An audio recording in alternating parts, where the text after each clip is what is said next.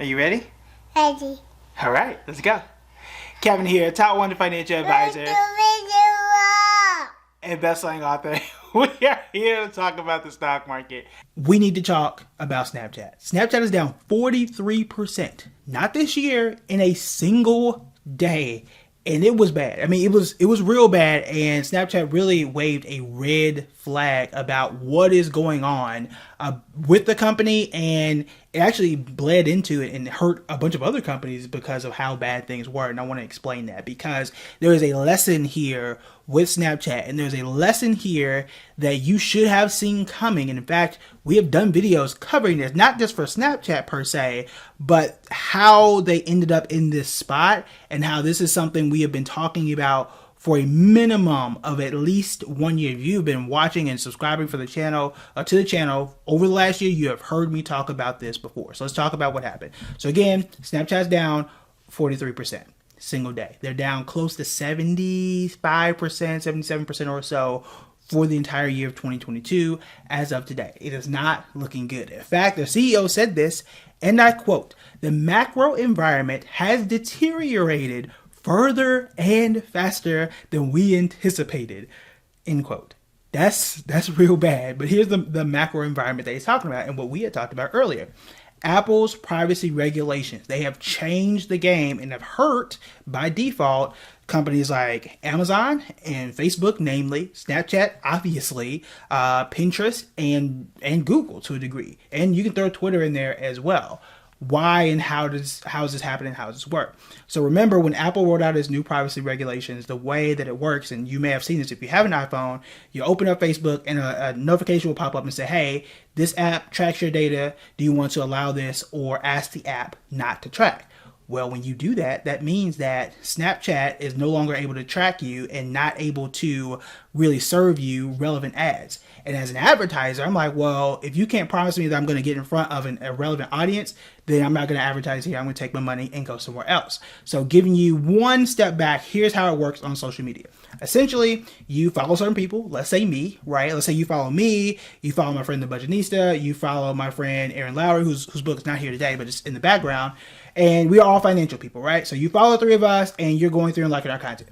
Perhaps you're going to get an ad for a bank. Maybe you'll get an ad for an investing app because you're interested in investing. You're here, right?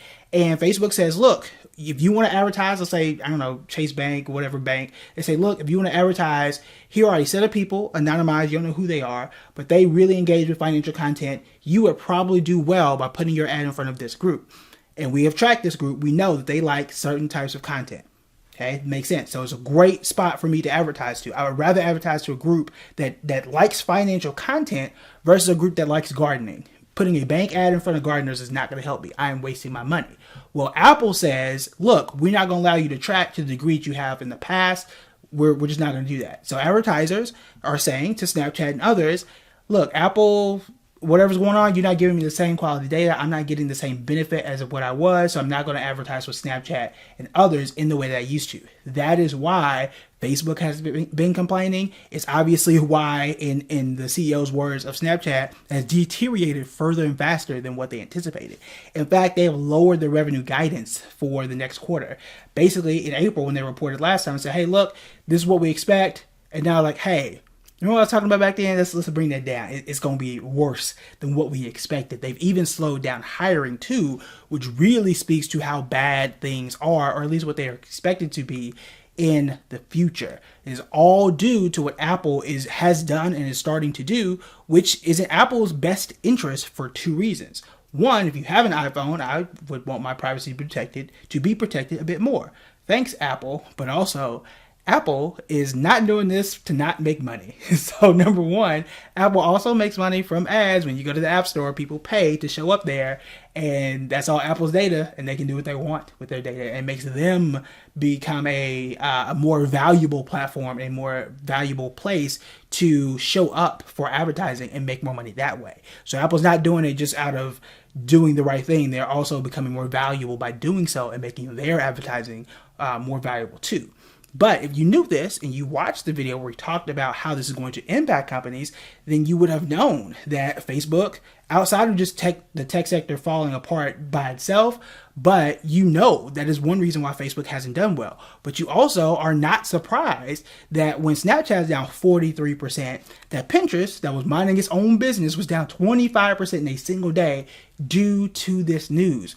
Companies like Twitter to a degree, but mostly Snapchat, Twitter, maybe even Pinterest here, they don't have many other levers to push for revenue. They are primarily advertising only. And when Apple is squeezing that part of their pipeline, it's going to make those companies hurt worse. Google is also down, so too is Amazon, because Amazon does track your information and does serve you ads from time to time. Amazon has got AWS, they've got Alexa, they've got a whole bunch of other things they can still do. They don't have to rely on Facebook and Pinterest and Apple alone. They don't have to do that. It helps, but they don't have to do it. Same thing with Google. They don't have to do that either.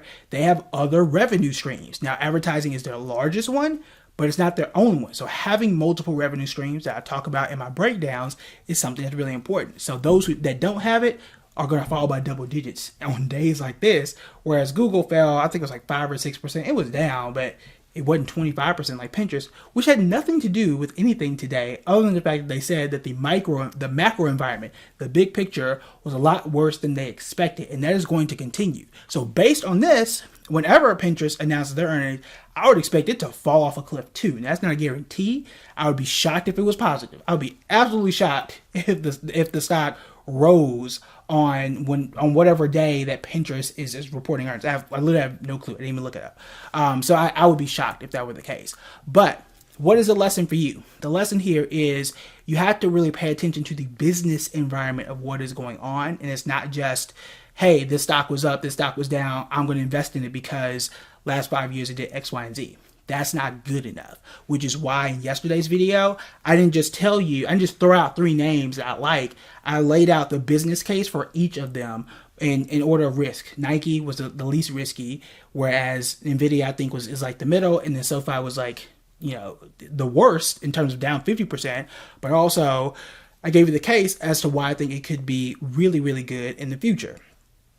I don't feel the same way about Snapchat. I don't feel the same way about Snapchat, not only because it's down 79% for the year by itself, which is awful, but I don't feel that way because of the environment. They do not have much control over what they can and cannot do when it comes to tracking, and they don't have a bunch of other levers to pull revenue in from. They don't have advertising not doing great, but we are making a bunch of money from merchandise or streaming or subscription services. They don't have that. Elon Musk is trying to take Twitter into that direction, but we'll see, right? That deal isn't even done yet. And there's consternation about whether or not he is going to complete that deal. We don't know. But that's been the same problem with Twitter. They're not making that much money. Privacy makes it worse. Facebook had been making money, and they're a little up in the air, but Facebook, I think, is entrenched in that whether it's my high school classmates that don't have my number, or whether it's my family members I just want to share pictures of the kids with, whether it's a Facebook group, I can't really leave. And they also own Instagram. I can't really leave, right? I'm really stuck. Whether I like some things or not, or whether I'm spending less time on the platform or not, I'm kind of stuck there, right? Pinterest is, I'm not going to say worthless, but I don't think it is not an institution in and of itself. Twitter, like it or love it, is one of the best places for news and to understand what's going on. A lot of times when media reaches out to me and say, hey, look, we want your thoughts for the Wall Street Journal, New York Times, they usually come to me via Twitter. They don't talk to me on Facebook at all. And very rarely do they come to me through Instagram. The news people and what is going on right now is via Twitter. That is, at least for now, it is an institution. Google, YouTube, those are institutions. They are not going anywhere. I can argue whether or not TikTok can eat up some of that space, and they perhaps are. But until that happens, those institutions will likely remain. Snapchat is not one of those. Pinterest is not one of those. I think Pinterest in a unicorn scenario, they should go into the e-commerce space where they merge with Shopify or whatever. That is going to be a place where they have an opportunity to win. Snapchat, to my knowledge, is not doing that yet, and they need to find a new revenue stream, because we always know that social media space is very hard to compete in. There are a bunch of apps every day that fail, right? So you got to be very, very careful. And anytime you're looking to invest in anything, look at the business perspective and what they call the macro environment. What is going on? What is the context? That's the word I use because it's easier.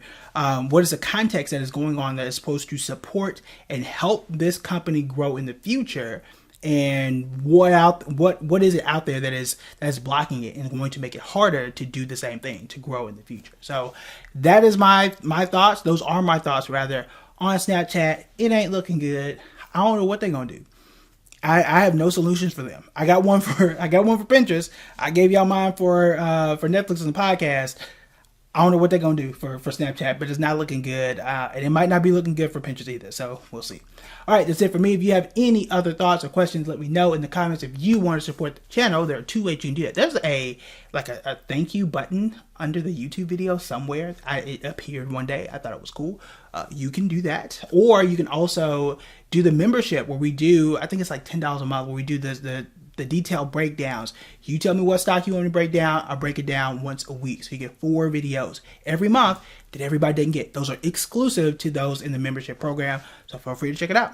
All right, that's it for me. Talk to you later.